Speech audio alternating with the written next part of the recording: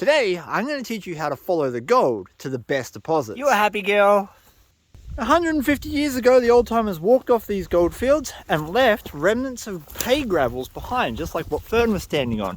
All of this material has gold in it. We're talking maybe 5 or 10 specks per pan, not very much. Since the old timers walked off the field, the rain has created these trenches, and these trenches wash that gravel into them and concentrate the gold just like a sluice box. Some of these trenches are going about 1,000 specks a pan. Let me show you.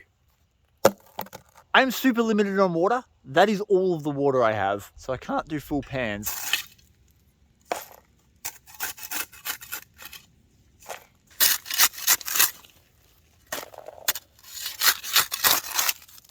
I'm literally taking the gravel straight off some decomposing granite. That means the gold has nowhere to go but sit on top of that granite. And because it's decomposing, it's all fractured and it's got these nooks and crannies in it. That's where the gold hides. To the puddle.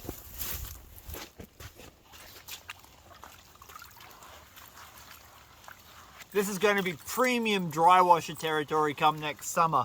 But until then, I got to rely on the rain gods giving us some water. Joys of living in Australia.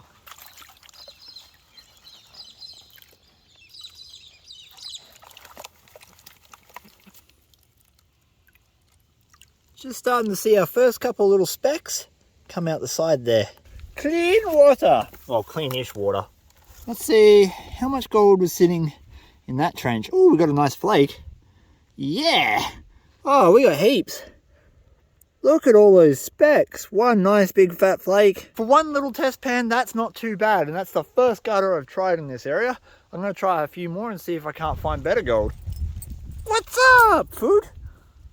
Because there is never any significant water out here, we have to dry wash this area. So when there are puddles hanging around, this is our opportunity to test the ground, figure out where to bring the dry washer during summer. That trench is the product of 2 little erosion gutters. One very faint one running up there, and that one connects onto a small pile of gravel, whereas this one is a little bit more significant and it connects onto a much larger pile of gravel. I'm going to bet that the good gold is coming from this trench.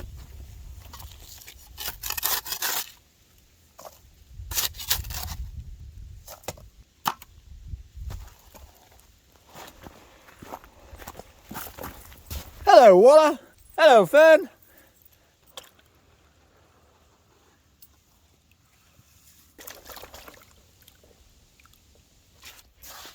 In the gold game, there are never, ever, ever any guarantees of what you're going to get.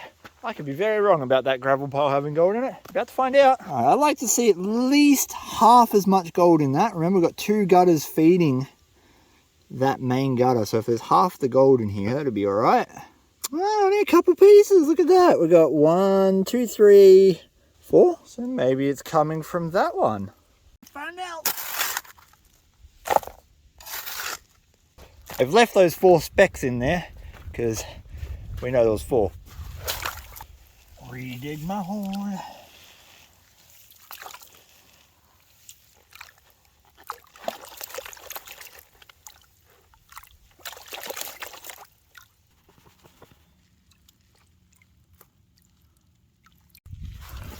In theory, there should be good gold in here. Oh, there is. Look at that.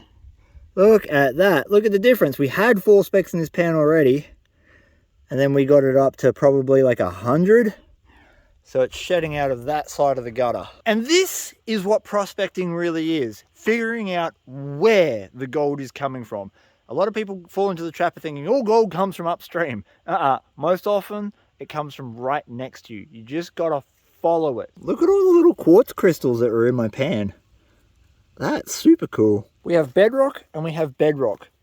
That means that this pile has to funnel through this section. And on a side profile, you can see that we've got downslope here and it flattens out just there. That's where I want to take my sample from, where the velocity drops off. Oh yeah, we've got close bedrock too. I wish we had more water. I really do.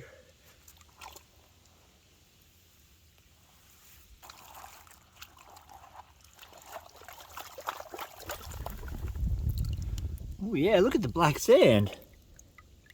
All right. Was it up higher? Lots of black sand. Oh yeah. Oh yeah. Oh, oh, they're nice bits. Oh my word. Yeah, they're real nice pieces. The geology in my area is conducive to small gold. It's called a primary gold region. This means the chemical structures of the veins and just the way that the gold formed in the country rock didn't form big clumpy nuggets. It formed really fine small gold just like that in the pan. So when it wears out, it comes out of the vein looking like that. It's really not that big. They are very nice flakes for my area. First pan we struck gold in the main trench. Second pan identified that that wasn't the direction the gold was coming from. Third pan told us that the gold was coming up from this fork. Fifth pan confirmed that there is a lot of nice coarse chunky gold. Sixth pan from just underneath the pile. What's going to be in that? These piles, like I said earlier, aren't very rich. Sometimes the closer you get to them, the less gold you find, because the further along that concentrator you go, the more soil has passed over it and therefore more gold. And sometimes the opposite is true. Sometimes the closer you get to the pile, the better the gold is. You got to test it to figure it out. This is going to tell us if that pile is low grade or high grade. Oh, that pile is 100% low grade. In my experience out here, that basically means that at one stage that was significantly bigger and all of the gravel has washed away over that trench. Meaning that from the pan we got the nice coarse flakes in, to there, the gold peters out somewhere. When we come dry wash it, we're going to strip the ground from here all the way down through this main trench, down to where I'm panning. Fernie!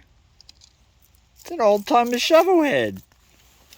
Look at that. We had rain last night. That's how dry this place really is. It just absorbs water like a sponge. And I can't bring any water in with me. That's completely impractical because of the location. So I'm relegated to hunting for puddles. Ooh, I didn't find a puddle. I found a lake. Look at that.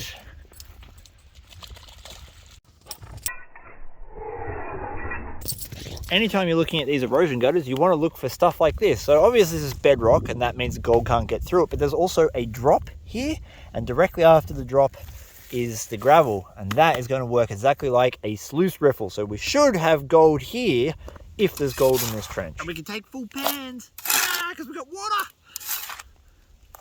Oh, I really want the bedrock.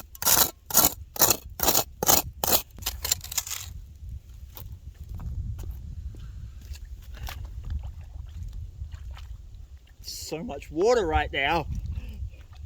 So much testing can be done.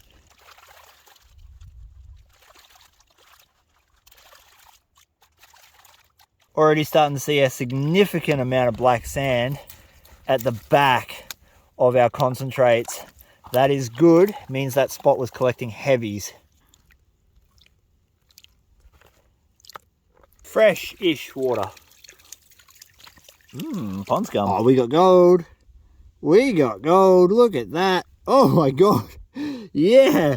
A couple of nice bits and then just a heap of fine stuff. That is a good pan. So far we've had pretty damn good success, and these little concentrators behind me are very straightforward. Instead of identifying which fork it's coming from, you just have to identify where it starts and where it ends. That is a significant drop off and a lot of gravel.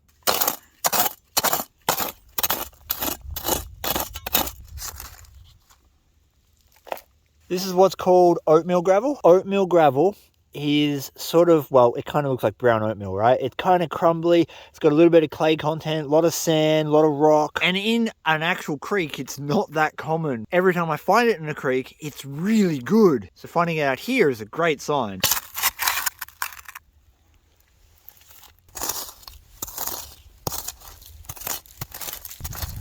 Oh, that breeze is gold. You living your best life?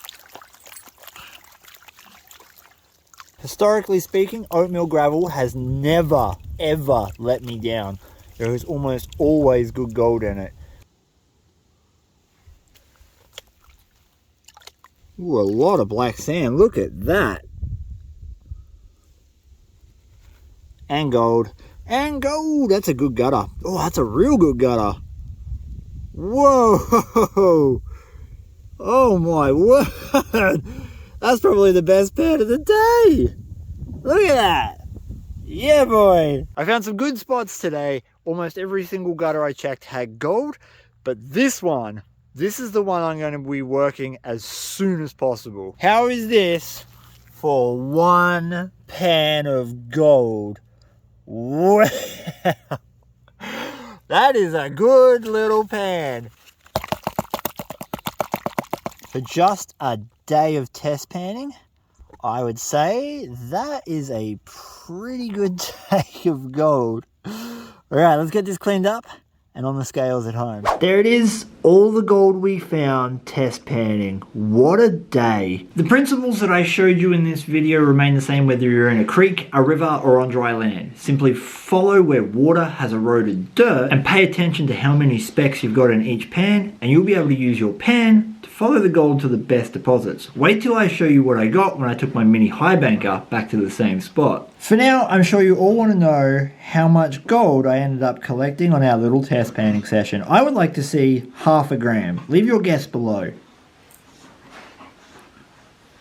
Not bad, 0.39. Today that gold is worth $33.19 Australian. For a day of test panning, that's pretty good going. Thank you so much for watching my video. Please give your dog a big scratch behind the ears for me. Peace. I'm out.